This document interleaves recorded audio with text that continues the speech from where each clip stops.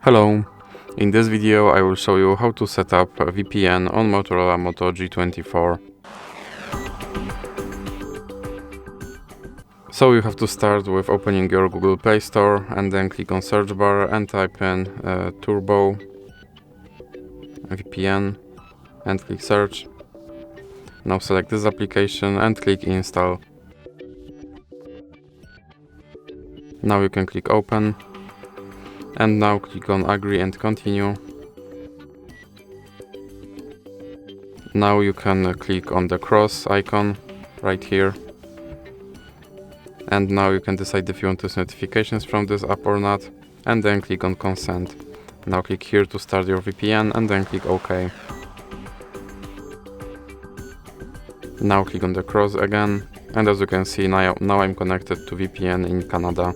So that's it for this video. If you liked it, please remember to leave like and subscribe.